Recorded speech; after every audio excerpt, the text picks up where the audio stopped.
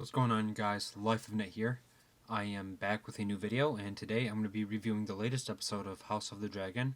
And before I get into some of the reviews that I have for this episode, I'm going to be talking about some spoilers in this episode. So if you haven't seen it, go watch the episode and then come back and comment on my video and watch my video. But until then, I would avoid my video because I'm going to be talking about some spoilers here. But other than that, I'm going to jump right into it. So, first off, if there's anybody that had any doubts of Emma D'Arcy and Olivia Cook as their older versions of the characters, then this episode proves them wrong. I personally didn't have any doubts at all. I haven't seen their work, I'm not going to lie, but I usually have a good feeling with actors and actresses that I haven't seen before in a show like this. I have a good feeling that they're going to do well, and in this episode, they do amazing. They don't just do good. They do amazing. And honestly, I love the tension between Olivia Cook and Emma D'Arcy, which I'm going to talk about later in the video. But honestly, Emma D'Arcy and Olivia Cook did good. We're gonna miss Millie Alcock and Emily, of course. We're gonna miss them. They did fantastic. They laid the groundwork for these other actresses and actors to do their work. But yeah, I mean, Emma and Olivia did amazing job carrying over the transition from the younger versions of the characters, Rhaenyra and Alicent, to the older versions of the characters, and they did fantastic. So if you are expecting a good performance from these two, then that's what you'll get because they did amazing. Next thing I want to talk about is the Aegon Targaryen the second, and after watching him the first minute into the episode, I knew I would not like his character, and of course, he's just another jackass, another Joffrey type character that's just like an asshole. And I knew the very minute that I would see him in the episode that he would be such an ass. And there was this photo going around on the internet of him just kind of looking cocky, kind of looking like Timothy Chalamet. Not gonna lie, but yeah, no, I knew the minute that I would see him, I would not like him. And of course, he does a certain thing that I don't know if I can talk about in the episode that kind of, it was disgusting, one, and two, it was just a total douche move and disgusting, and just no, man. I knew I would not like this character, but that's a good thing because Ty Tennant, who plays the young version of Aegon Targaryen II, does fantastic. I mean, I don't think you're supposed to like this character, at least right now, and that's a good thing on Ty because he's doing a well job. And it's just one of those things where, like, if you don't like a certain character, that means the actor or actresses are doing their job pretty well. Like Cersei in Game of Thrones. I mean, come on, Lena did fantastic with that character. So I mean, Ty's doing a good job with this character. So don't hate the actor, hate the character, and that's a good thing because Aegon Targaryen is the second is totally unlikable in my opinion already, and I've only seen him a short amount of time in this episode. So yeah, there's that. Um, so the next thing that I want to talk about is the is some of the brutal parts of this episode, especially with Lena killing herself after trying to give birth, and yeah, that was actually kind of a very hard scene to watch. It's one of the most dark episodes of this season, at least in my opinion, so far. I mean, it was just really tragic. Honestly, I was kind of like rooting for her for a little bit in this episode as well. I mean, I kind of saw her point of view, especially when she was kind of arguing with Damon. But no, it was just tragic, really, and she left all those kids behind too. So it was kind of a sad moment in the episode, and but it was well done again by the actress. Another great performance, but it was a tragic scene, and it was a well executed performance as well, and just wow. I mean, there's a lot in this episode to take in. Honestly, there's a lot of things going on, and it's expected from a Game of Thrones or a House of Dragons Targaryen family type of storyline, and yeah, I mean, that was a hard scene to watch, honestly. And again, like, straight into this episode. I mean, you have Rhaenyra giving birth to another child, and that was right off the bat brutal, and I was eating too, so that didn't really help me as much because I was eating while all that was going on. So I kind of had to stop eating until after that scene was done. Um, but yeah, no, it right off the bat, this episode just jumped into like the really gruesome, really realistic type of events that occur. I mean, every day, even to this day. But yeah, there's a lot of gory scenes in this episode. Um, and next, I would like to talk about like one of the highlights of this episode, in my opinion, and that's the character Lara Strong. I don't know if I said it right. Lara Strong is pretty creepy. He's kind of like he reminds me of the Qyburn who brought back the mountain in Game of Thrones. That's kind of who he reminds me of, especially with a mix of Littlefinger. This guy is creepy. I mean, the actor does a fantastic job. I mean, every actor and actresses in this show does fantastic, but this guy is creepy, man. I mean, the whole time I'm watching him in this episode, I'm like, this guy is definitely up to something. And by the end of this episode, we definitely know that he is up to something. He has this long waiting game, I feel like, and he's gonna have a bigger part throughout this show. I mean, I don't know the book, but he's gonna have a bigger part. I feel like in this season, or at least next season, anyway. And I feel like he's gonna have some type of some type of part in some other characters' deaths. I feel like, but this guy is creepy, man.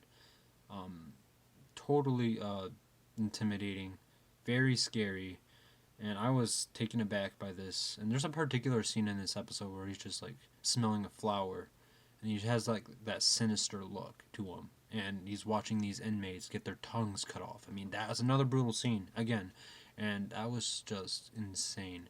That guy was scary. So that's another highlight of this episode for me, and yeah, that's another treat, another good writing. I feel bad. I do feel bad for Viserys though. That man's taking a lot of family issues and a lot of stress, and you can see it in this episode. And Patty does fantastic. It's gonna be so sad to see him go. I mean, he's one of my favorite parts of this show so far. Does a fantastic job with Viserys. So and it's just sad to see his health deteriorate real fast. And in this episode, he only has one arm now, I believe. And yeah, I mean, again, I mean, it's just I don't want to see Patty go, but I know that the character is a kind man, but he's not a good king, and that's not what the Targaryen family is about. It's gonna be hard to see him go, but all good things must come to an end, and yeah, I feel like that by the end of this season, obviously, he'll die. Um, probably the final episode, obviously, but yeah, he's gonna die soon, and it's gonna be hard to see him go. I really have enjoyed his performance in this show as well. But yeah, feel bad for Viserys, man.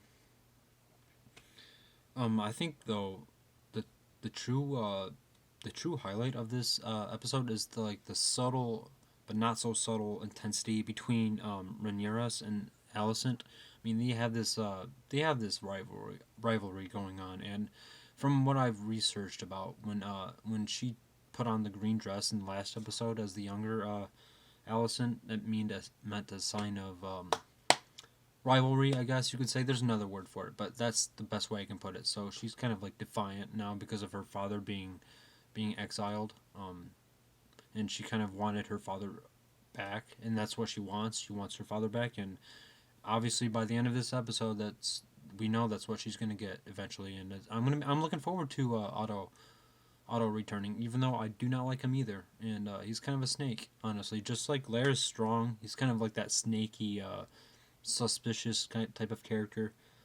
Um, but yeah, I mean, the highlight of the show obviously is, I think, the rivalry between Alicent and Rhaenyra, and for the teaser for the next episode, we're gonna get more of that, and I'm looking forward to that. So again, another example of Emma and Olivia Cook really holding this episode together, in my opinion. One of the actors that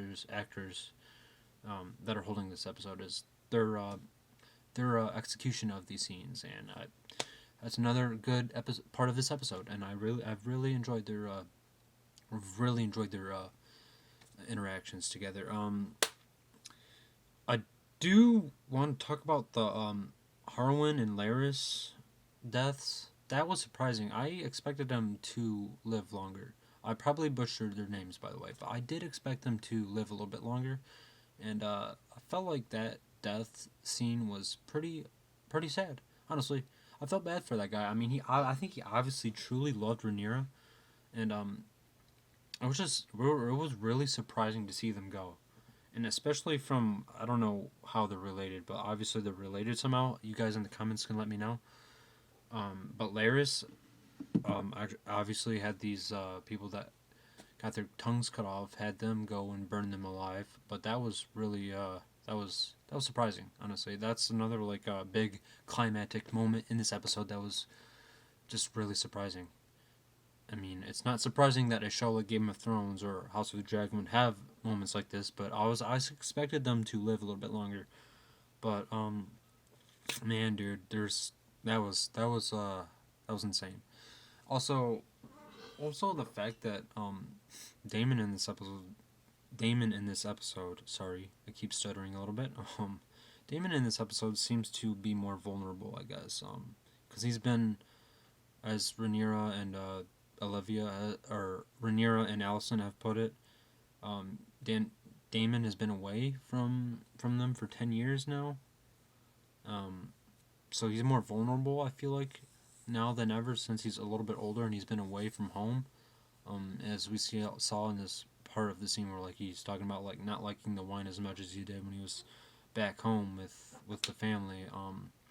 He seems more vulnerable, and again, Matt Smith is fantastic. How can you not like Matt Smith? I mean, he's been in three different hit shows: Doctor Who, and this House of the Dragons, and what else am I missing? I feel like I'm missing one. I know I am. He was just recently in Morbius, but we don't talk about that movie, honestly. But yeah, he's more vulnerable in the show, and I feel like that's another key takeaway from this episode is to watch for him within the next few episodes. But yeah, I'm really looking forward to more of the new Targaryens that we've been introduced to, and the young actors and actresses are gonna do good. I feel like I think already this first season of House of the Dragons is already better.